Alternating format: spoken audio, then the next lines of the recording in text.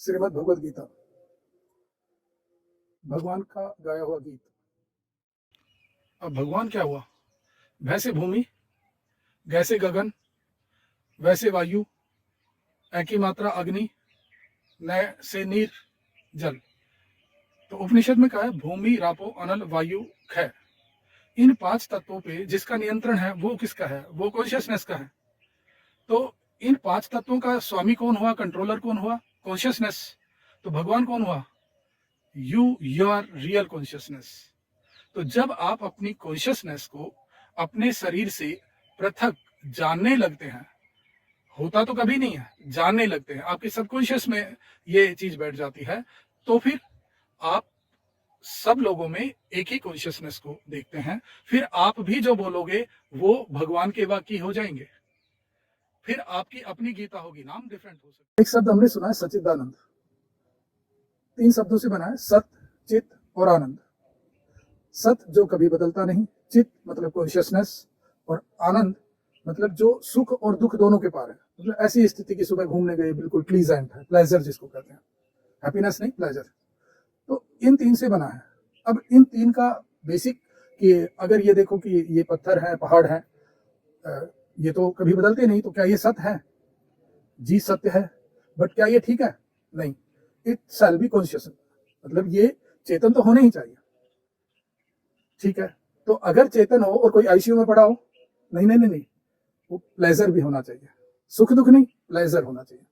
तो सत्यचित आनंद ये बना है कि अनलिमिटेड ट्रुथ, सत्य की उसकी लाइफ अनंत हो, हमेशा रहे, वो सत्य है, कॉन्शियस रहे और आनंदित रहे। अब इन दोनों का जो सेंटर है इन तीनों का, वो है कॉन्शियसनेस।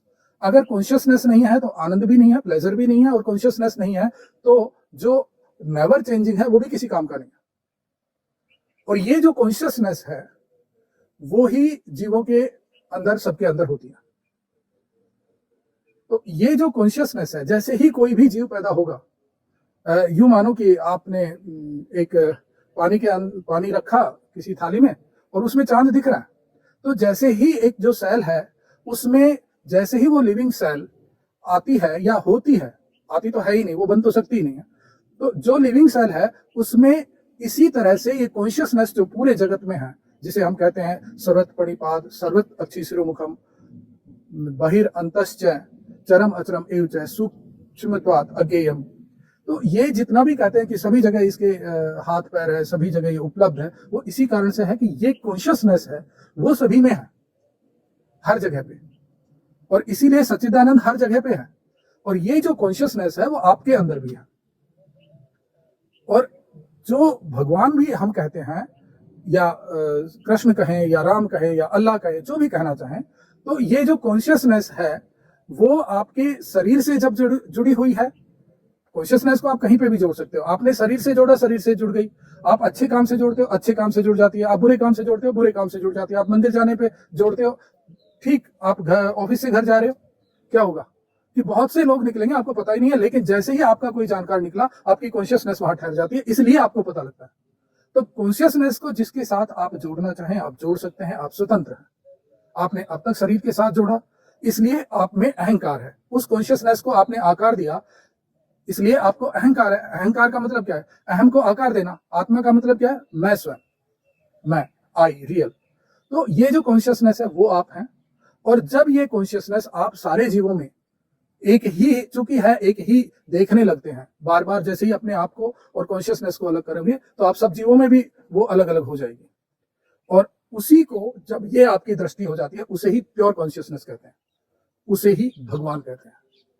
क्योंकि गीता में भी कहा है क्षरम अतीतो, क्षर से भी जो पार है, जो चेंज होता है उससे भी पार है, अक्षरम च उत्तमम। और अक्षर जो है, जो कभी भी चेंज नहीं होता, उसमें भी जो उत्तम है। मतलब कॉन्शियसनेस तो है, लेकिन आपसे जुड़ी, तो कॉन्शियसनेस क्षर नहीं होते हुए भी आपसे जैसे ही जुड़ती है तो वो आत्मा हो जाती है। और अगर वो सारे जीवों में आप महसूस करने लग जाते हो तो वो परमात्मा हो जाती है, आपकी ही कॉन्शियसनेस। तो भगवान का मतलब है कि ऐसा व्यक्ति जिसने अपनी कॉन्शियसनेस और दूसरी हर जगह में, हर जीव में उस कॉन्शियसनेस को एक सा पहचान लिया, उससे जो भी शब्द निकलेगा वो भगवद ही होगा, भगवान का कहा हुआ ही होगा। फिर नाम कुछ भी दो, चाहे आप उसको गीता दो, चाहे आप उसको कुरान दो, चाहे बाइबल दो, ये जितने भी महापुरुष हुए हैं वो सारे उसी लेवल के व्यक्ति हैं। चाहे आप गुरु नानक देव कहो, चाहे आप दादू कहो, जितने भी महापुरुष हैं, रामकृष्ण परमहंस कहो। जय श्री कृष्ण।